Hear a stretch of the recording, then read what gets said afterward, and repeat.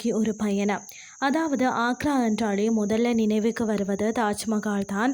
ஆழமான காதல் சின்னம்னே சொல்லலாம். உலக அதிசயங்களில் ஒன்றாகி இதை காணணும்னு சொல்லி அநேகரின் கனவாகத்தான் இருக்கிறது.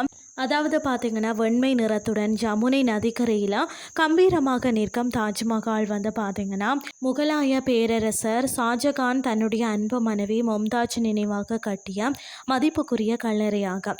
இதன் கட்டிடக்கலை மிகவும் வந்து மகத்துவம் வாய்ந்ததாகவும் வாவ் தாஜ் என பிரமிக்க வைக்கும். வருடம் முழுவதும் சுற்றுலாவினர் வரும் இடம்தான் தாஜ்மஹால். 1654ஆம் ஆண்டு பார்த்தீங்கன்னா பேரரசர் அக்பரால் சிகப்பு நிற மணல் பாறைகளால் கட்டப்பட்ட ஆக்ரா கோட்டை அரசு இல்லம் மற்றது இராணுவ முக்கியத்துவம் கொண்ட இடமாக செயல்பட்டது. அரைவட்ட தள வடிவம் கொண்ட கோட்டையின் 4 திசைகளிலேயும் 4 வாயில்கள் அமைக்கப்பட்டுள்ளன.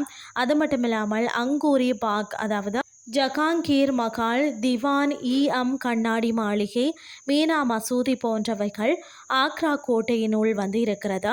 மேலும் பார்த்தீங்கன்னா லால் கில்லா என்று அழைக்கப்படும் ஆக்ரா கோட்டையினுள்ள வந்து இருக்கக்கூடிய பெரும்பான்மையான கட்டிடங்கள் வெவ்வேறு கட்டிடக்கலை பாணிகளை வந்து கொண்டதாகவும் இருக்கிறது. பதேபோர் சிக்ரியை உலக பாரம்பரிய களமாக யுனெஸ்கோ அறிவித்துள்ளது.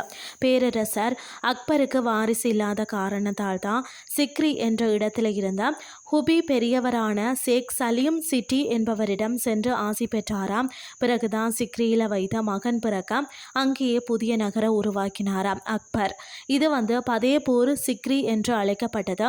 அக்பருக்கு சிக்ரியில் பிறந்த மகன் தான் வந்து பார்த்திங்கன்னா ஜகாங்கீர் ஆவார். இந்திய இஸ்லாமிய கட்டிடக்கலை கொண்ட பதேபூர் சிக்ரி பார்க்க வேண்டிய இடம்தான். பதேபூர் சிக்ரியில் வந்து பார்த்திங்கன்னா முகலாய பேரரசர் அக்பரால் கட்டப்பட்ட பெரிய நுழைவாசல் 175 அடி உயரமான இதனை வந்து வெகு தூரத்தில் இருந்தும் காண முடியும். பதேபூர் சிக்ரிக்குள் புலந்த் தர்வாசா வழியாகத்தான் நுழைய வேண்டுமா. 1528ஆம் ஆண்டு பார்த்தீங்கன்னு சொன்னால் பேரரசர் அக்பரால் அமைக்கப்பட்ட முகலாய தோட்டமாகிய ராம்பாக்கின் வந்து இயற்பெயர் வந்து ஆராம்பாக். சூரிய உதயம் முதல்ல வந்து சூரிய அஸ்தமனம் வரை திறந்திருக்கும் ராம்பாக் தோட்டம். இந்த தோட்டத்திற்கு தேவையான தண்ணீர் யமுனை நதி மூலம் விநியோகிக்கப்படுகிறது. நுழைவு கட்டணம் உண்டா. தாஜ்மஹால் பின்னணியில் புகைப்படம் எடுத்துக்கொண்டு கரமாகரம், சோலே பட்டூரா மற்றும் ஃபேமஸ் டேஸ்டி ஆக்ரா பேட்டா ஸ்வீட்டை வந்து ரசித்து சாப்பிட்டுட்டு அருமையான ஆக்ராவையும் ஒரு ரவுண்ட் சுற்றி வரலாம். இன்றைய கிறிஸ்டி உங்களுக்கு வந்து பிரயோசனமாக அமைஞ்சிருக்கும்னு சொல்லி நான் நம்புகிறேன். இதே மாதிரி மற்றும் ஒரு கிறிஸ்டின் வாயிலாக உங்களை சந்திக்கிறேன். நன்றி.